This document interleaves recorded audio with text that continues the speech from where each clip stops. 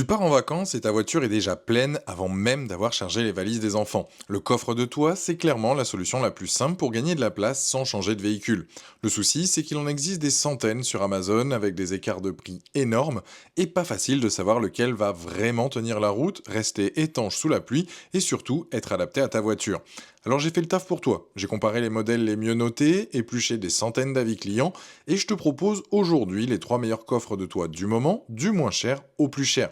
Je vais te dire pour chacun ce qui est vraiment bien, ce qui l'est un peu moins et à qui il correspond le mieux. Et à la fin, je te donnerai clairement celui que je choisirais si c'était mon achat. Tous les liens sont juste en dessous, dans la description de la vidéo. Tu peux directement aller voir les fiches produits ou commander si un modèle te tape dans l'œil pendant la vidéo. On commence tout de suite avec le premier de la sélection. On commence avec l'option la plus accessible du classement, signée Amazon Basics. C'est un coffre de toit souple, donc pas de coque rigide ici, mais un sac en toile qui se fixe directement sur tes barres de toit. Niveau volume, tu as largement de quoi loger les bagages d'une famille de 4 pour un long week-end ou une semaine de vacances. Dans les faits, ça veut dire que tu peux caser plusieurs grosses valises et encore glisser une couette ou des doudounes autour. Le tissu est traité pour rester étanche et il ne se décolore pas au soleil, ce qui est appréciable si tu comptes t'en servir plusieurs étés de suite. La fermeture éclair est protégée par un rabat pensé pour empêcher l'eau de pluie de s'infiltrer. Et pour la fixation, tu as 8 sangles avec attache à passer autour de tes barres de toit, un système simple mais qui demande un peu de patience la première fois. Plusieurs utilisateurs parlent d'une bonne trentaine de minutes pour bien tout régler au départ. Ensuite, l'installation devient beaucoup plus rapide. Une fois bien sanglé, les retours sont plutôt bons sur la stabilité, même sur autoroute et sur de longs trajets. Certains utilisateurs témoignent de plusieurs centaines de kilomètres sans que le coffre bouge d'un centimètre. Après, il faut être honnête avec toi, c'est pas parfait. Certains clients ont eu des soucis d'étanchéité lors de très fortes pluies sur de longs trajets, avec un peu d'humidité qui remonte au niveau des coutures. Et un avis signale une usure du tissu au niveau du contact avec les barres de toit après seulement quelques utilisations, donc mieux vaut vérifier que le sac ne frotte pas directement sur du métal. Sache aussi que ce coffre repose à même le toit, donc si tu as un toit ouvrant en verre ou une carrosserie fragile, il vaut mieux privilégier des charges légères et surtout bien réparties. Ce coffre est fait pour toi si tu cherches une solution ponctuelle et économique pour un ou deux voyages par an sans vouloir investir dans du matériel premium. Si en revanche tu prends la route très régulièrement avec beaucoup de bagages lourds, les deux autres modèles de cette sélection tiendront sans doute mieux la distance. Tu retrouves ce coffre juste en dessous, c'est le premier lien donc dans la description de la vidéo. Tu peux consulter la fiche produit ou commander directement si le format et le prix te conviennent. On monte légèrement en gamme avec ce modèle de chez Sailnovo, qui reste un coffre souple mais avec un cran de sérieux en plus, autant sur la contenance que sur la solidité perçue par les clients. Niveau volume, on est sur une contenance capable d'avaler les bagages de 6 à 7 personnes, ce qui en fait un très bon choix. Si vous partez en famille nombreuse ou entre amis, le fabricant annonce un tissu Oxford renforcé avec une doublure PVC triple couche, une caractéristique qu'on ne peut pas vérifier de façon indépendante, mais qui colle avec le ressenti des utilisateurs sur la résistance du matériau à l'usure. Le système de fixation est un peu différent du premier modèle. Ici, tu as des crochets qui viennent se glisser sous les joints de portière, en plus des sangles classiques. C'est pensé pour être utilisable même sans barre de toit, ce qui est un vrai plus si ta voiture n'en a pas ou si tu ne veux pas investir dedans. Attention quand même, le fabricant précise que ce système n'est pas compatible avec les voitures 2 portes, les portières coulissantes ni les toits en verre, donc vérifie bien la configuration de ton véhicule avant de commander. Sur la route, les retours sont globalement très positifs sur la stabilité, même à 130 km/h sur autoroute et sur plusieurs milliers de kilomètres cumulés. Plusieurs utilisateurs évoquent des road trips de plus de 1000 km sans le moindre souci de tenue.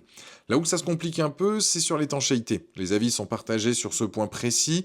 Une bonne partie des clients confirment que le coffre reste parfaitement sec, même sous forte pluie, mais d'autres témoignent d'infiltration au niveau de la fermeture éclair ou des coutures lors d'épisodes pluvieux prolongés.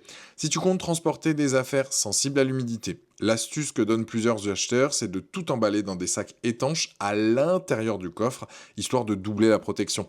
Ce modèle est fait pour toi si tu voyages souvent en groupe ou en famille nombreuse, si ta voiture n'a pas de barre de toit ou si tu veux une capacité de charge plus généreuse que le premier modèle sans pour autant passer à un coffre rigide. Tu le retrouves juste en dessous, c'est le deuxième lien donc dans la description de la vidéo. Comme pour le premier, tu peux consulter la fiche produit ou bien commander directement. On termine avec le coffre le plus haut de gamme de cette sélection, le Farad Marlin. Ici, on change complètement de catégorie, ce n'est plus un sac souple, mais un vrai coffre à coque rigide fabriqué en Italie.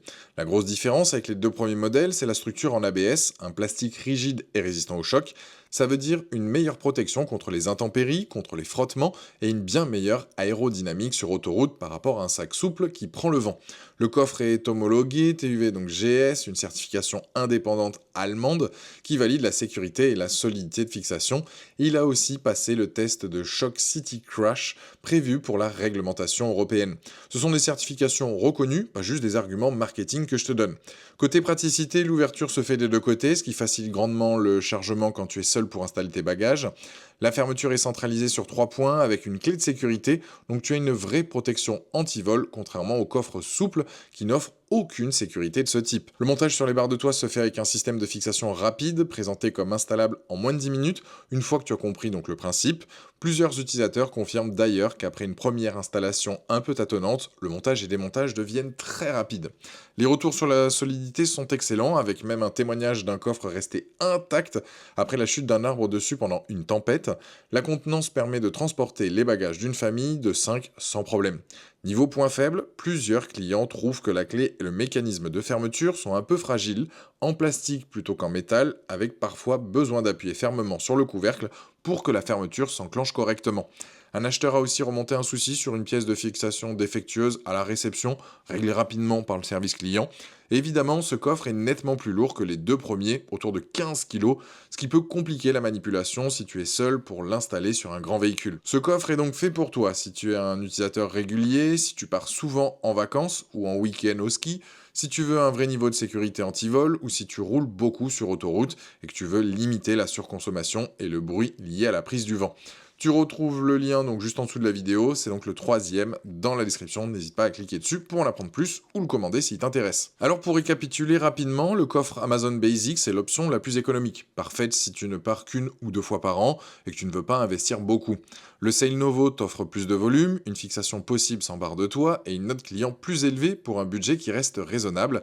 Et le Farad Marlin, c'est le choix du sérieux, avec une coque rigide homologuée, une vraie sécurité anti-vol et une meilleure tenue sur autoroute, mais un tarif qui s'adresse à ceux qui vont vraiment s'en servir souvent. Si tu me demandes mon avis, et puisque c'est le but de cette vidéo, je pencherai pour le Sail Novo. C'est celui qui offre le meilleur équilibre entre la capacité, la simplicité, l'installation et le prix.